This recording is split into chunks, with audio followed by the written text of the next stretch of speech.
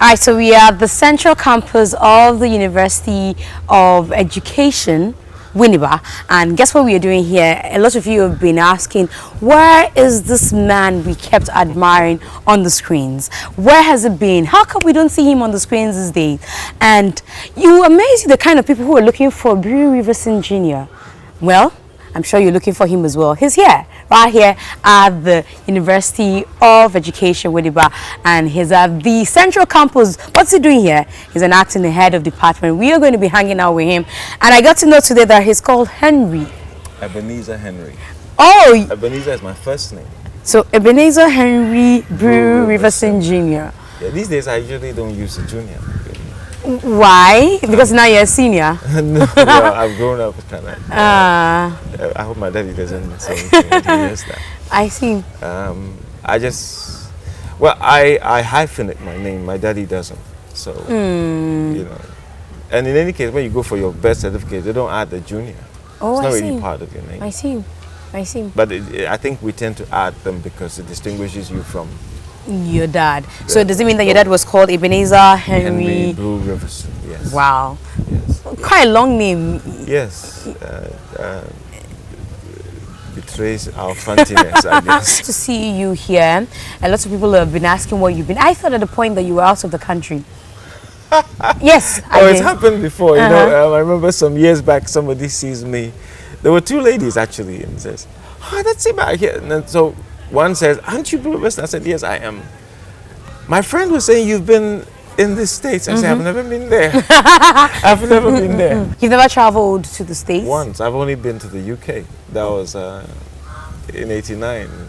Oh. And returned in '90, and I haven't been out since. Is the case that you don't like traveling, or it's just that you don't want to go anywhere? If I don't have anything to do anywhere, why should I go? I don't know. Do you have a boring life? I'm not sure. It's a matter of perspective, isn't it? It's a matter of perspective, because what may be boring to you might not be to me, and vice versa. Yeah, so that's true. maybe they expected me to be all over the place. I guess. But you like to keep to yourself? Yes, actually, that's me, I guess. Maybe it's the way I grew up. Growing up at Wesley College, I wouldn't say I'm an introvert. Somewhere in between, an ambivert, if you like. For someone who played the lover boy on TV, how many of those did I do? You did a lot of them. Really. You got a lot of heartbreaks as well. No. And you're the fine man on TV back then. No, I can't even remember the titles of plays I did. You know, there were too many. Oh, there were not many. If I were to take my time and count, if I can count my movies, and I didn't really make any. To quote an idea from Don King, he said, "If you can count your money, you don't have any." So if I can count the movies I did, I didn't really make many of them. But you know, like they say again, it's not about the number, it's about the quality and then the impact that he had. Because to have a lot of people asking, where is this man, Brew Riverson Jr., means that you actually made a lot of impact. But the question I'm trying to ask is that after making that much impact, one would think that the man will be all over the place. Why do you decide to just come cool off here? Well, it's another way of making a contribution, isn't it? It is, though. It probably the quieter vein, because it's not as loud as being on screen like MzGee and the others are. But it's a contribution nevertheless. You think that we are living up to expectation now? Yes and no. I think we are afraid to experiment and try things out. That's all. And when it comes to trying things out, probably I'll give it to these Kumawood guys. Some of them don't have what you have, even by way of your exposure to the media the way you are. But they get out there. Some of them started in some business and they want to divert some of their money into this thing, and they go into it. They are just businessmen. Some of them have had shops selling stuff. It's like when we had HM Films. Yeah. The guy was a dealer in all kinds of things, and then he saw this as a business opportunity and ventured into it, and kind of made a mark for a period of time and sustained it. You know, when GFIC was, these people were out there sticking their neck out. They saw it as business, you know. kind of confirming what Uncle Bo has always said, that if we can only see showbiz, and in approaching it, we are approaching it with biz show, not showbiz, you know. We say showbiz, that's how the convention is. But in practice, we must practice biz show. We must put the business structures in place. Then the show comes up. So it means that all this while we'll be looking at the show and then forgetting the business. Yeah, I mean, I believe that if we had really said, okay, what has gone wrong with GFIC as a setup? Kwame Nkrumah, the history is that he put it up for his propaganda stuff and so on, but he still put in all the things that made them able to shoot movies like Cobra Verde, Genesis Chapter X, The Day. I mean, these were even black and white stuff. And you should see them today. I mean, I think they did good work. You know, what stopped that from bringing the color units and then, you know, people would then, Nigeria hadn't gone that way. They would have probably brought their slides here and then cut them here by way of editing here. But we spent too much time. We were skeptical. We just stopped. I mean, when you stunt growth, then you begin to not grow and begin to die. And we watched it die, and then we metamorphosed it into something else.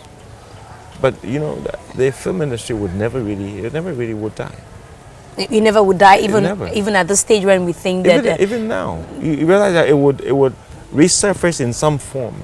It may not be with the finesse we expect it would be, but it's there nevertheless. And there are people who they have patronage. They have patronage. I've been to workshops where these people will buy these, you know, will buy stacked these Kuma Wood movies like that, and they're watching them.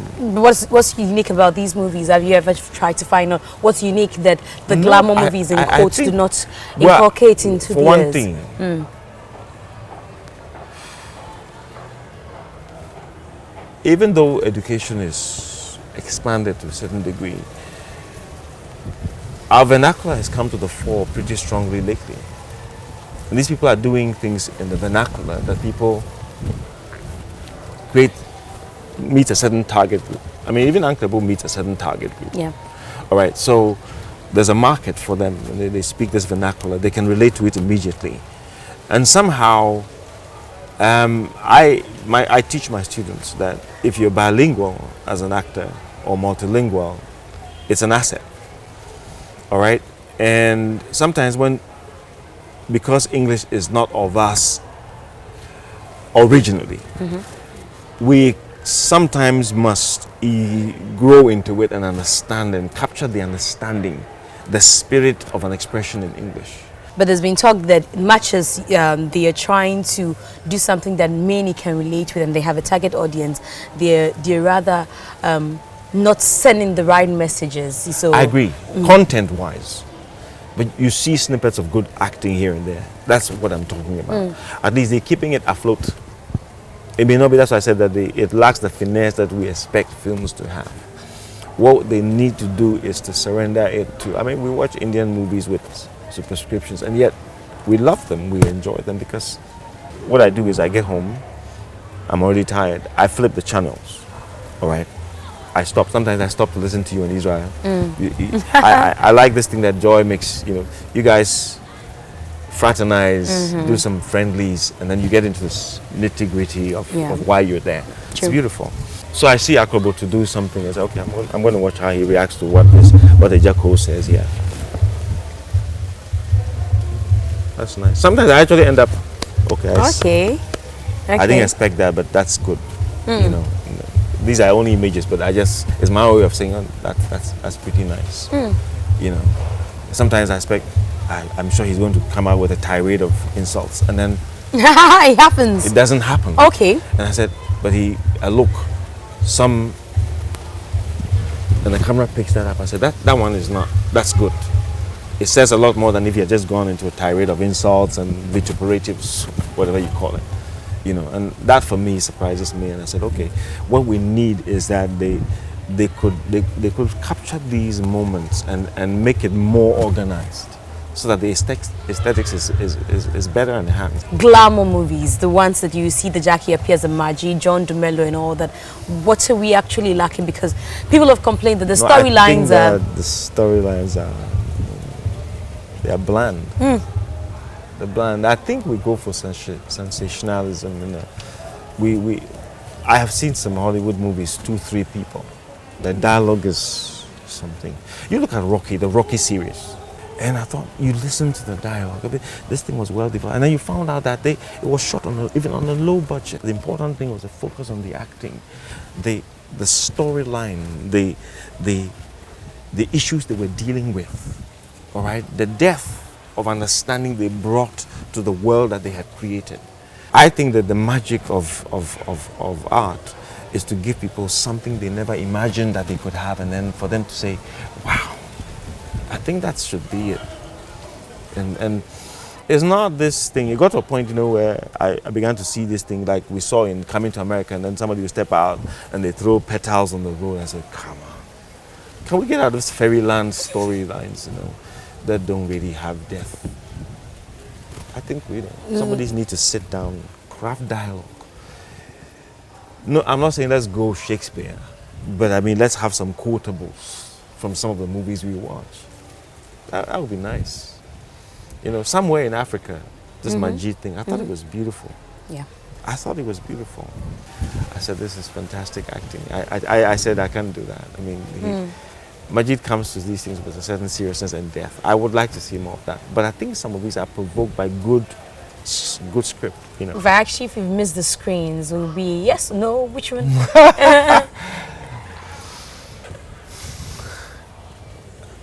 I don't really miss it. You don't really miss the screens? No, I don't. And sometimes it surprises me that I don't. I lately, when somebody even suggests it, I fear that I'll go up there and not do well. Why? Uncle Bo would like to, I know he doesn't say it too often these days, but I know he would like to, you know, I have thought about it sometimes, but I think there's better talent than me now. Why? You think let them do the thing. You think you've just grown up simply because you decide to take, you know, yourself away from the screens. You can't be that Brew Riverson Jr. we always admired and knew. Sometimes I wonder, yes. I wonder that. What makes you think so? I said I wonder. Why are you wondering? Because I haven't arrived at this decision. No, but why are you wondering? Because it's something that you did passionately before. Is it that you just lost the passion for it, or you've lost hope in the... No, I haven't lost the passion. I've just redirected it. To the classroom? Yeah. Now, the argument is that theatre is in crisis in Ghana. I don't know if you think so. I wouldn't totally agree. Hasn't Uncle... sorry, I keep alluding to Uncle Bo. He has proven that it's not in crisis if we pay the right kind of attention to it. True, but Uncle Bo does one play quarterly. All of us have a problem with fast food, the fast food syndrome. Everything must be. We don't want to take our time. Why should we be concerned that things are not working well with theatre? What's our business anyway? We are living our lives, you know.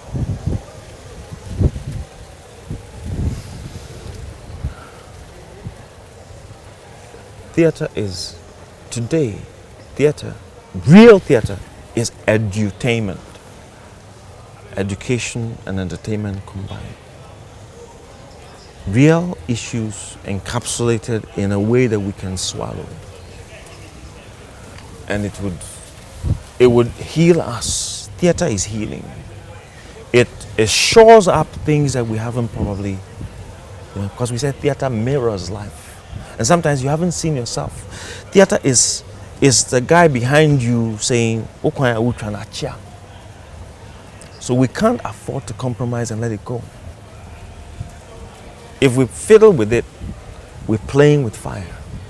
Incidentally, we also need to realize that it has the propensity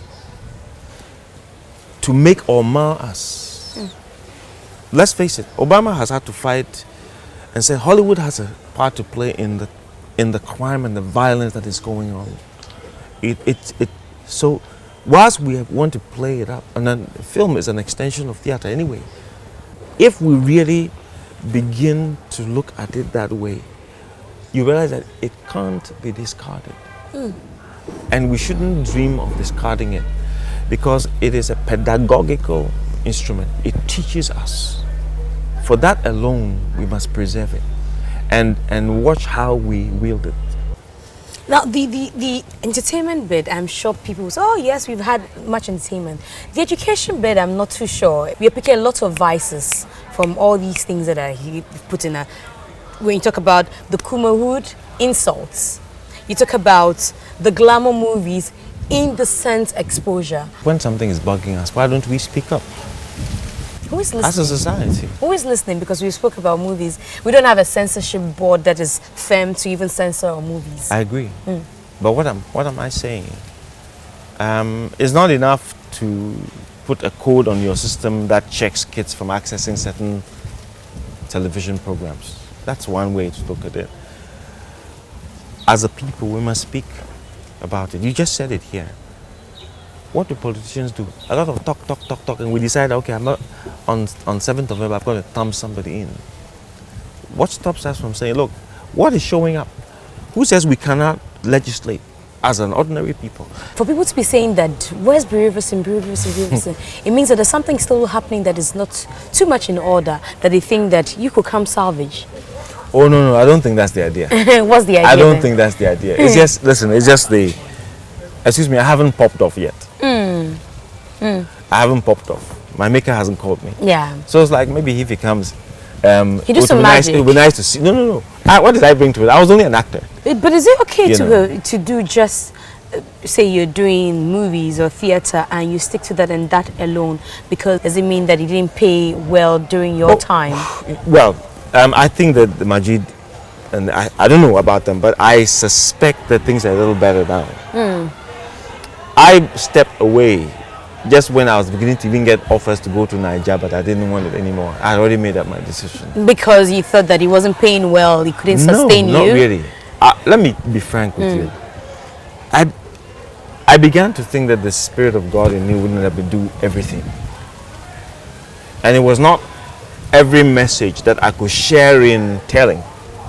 It's the totality of the message that was being put out that really began to say. I began to say, either I can craft my own, and I'm not sure I'm ready to do that, or just let them tell the story the way they want to tell it. And I stepped out. Totality of the story is not even the role per se. When you say the totality of the story? The message that the story is putting out. But it's supposed to change lives, so... Yeah, but if I can't share in the way it is told, why I stepped out was that if I can't really tell the message, I mean, identify with the message, it's not the role. What was I in Mata? A gangster. Sniffing cocaine, me who be put that. So I don't really, it's not so much the role as the message. And I thought Mata was a powerful message to go out there. When Harry Lord did Eradicasa, I thought I can identify with the message and share in its telling. He brought me a story after that. And when I read it, I said, no. That's not you. I can't share in this story. I didn't think, I think that I'm helping shape society. Some of the language is totally unnecessary. I mean, sometimes you want to copy and put the F word in when we don't have to put the F word in. We're just introducing it here. So we are copying blindly? Oh, I believe so. Hollywood doesn't have all the answers. They have enough problems to deal with. I've seen Dumelo. But, I mean, and he's okay. He's good. But my top is MzGee. Is MzGee. I give it to him. But he comes to a role with an understanding that fascinates me all the time. And I don't know, but I'm drawn to people who play versatile with and are able to convince me that that's it. Looking at your time, the kind of movies you did, is it something that strikes you? Oh, we didn't have this in our time. When I came onto the scene, GFIC started using us. The few scripts that I did there. I remember one message to Maya. People said it was okay. I don't remember seeing it after we did it. And a few others, the titles of which I can't remember. But one of the things I realized that sometimes after GFIC does it, pushing it really, marketing it. Now Actor Brew is, for instance, very loud in what he does. Someone like Socrates Safo makes noise with his movies and gets them out there. It's one thing doing it, it's one thing really selling it. And that's the business Yeah. aspect, and that's what we lack. Yeah. I don't go to bed dreaming of coming on the screen. honestly. Nothing will make you come back on the screen. I don't know. But I'm just being frank with you. If feelings are anything to go by, I don't feel drawn to it. So what do you feel drawn to do anytime soon My teaching and minding my students. after living here, after Yeah. leaving here? Where else are you? Then maybe share the gospel a bit. You want to become, because you've been talking about the Christ in you. Are we seeing you become a reverend father or a reverend No, or must pastor? you become a reverend father before No. you share something good with someone? No, not share- necessarily. Okay, so how are you going to be sharing the message, as an evangelist, or how?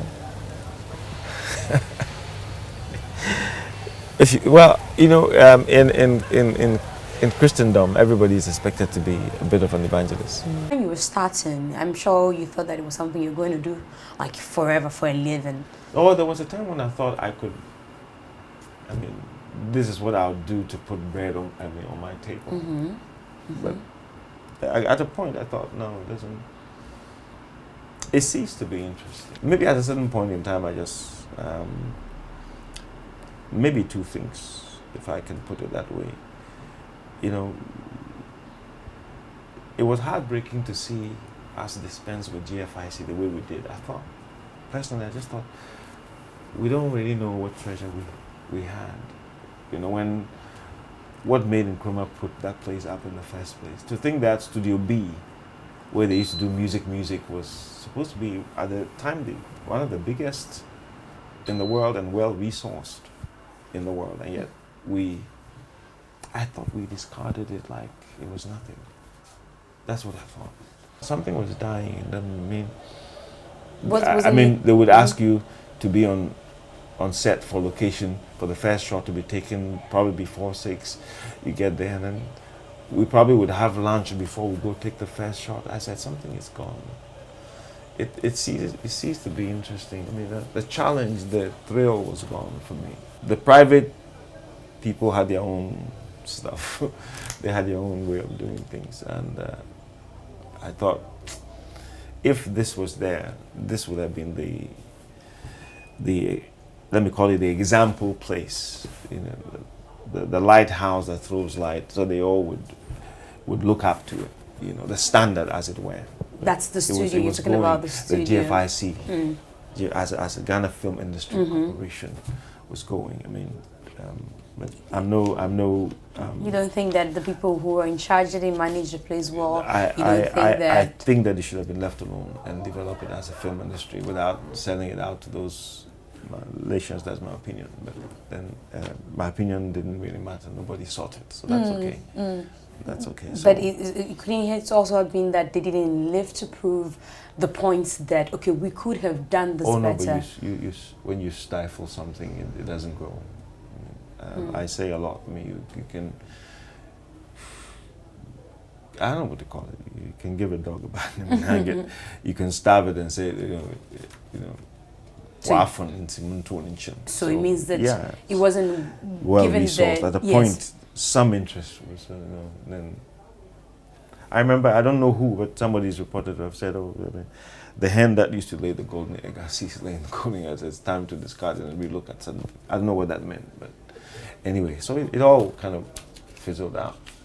After Deadly Voyage, it just kind of petered out.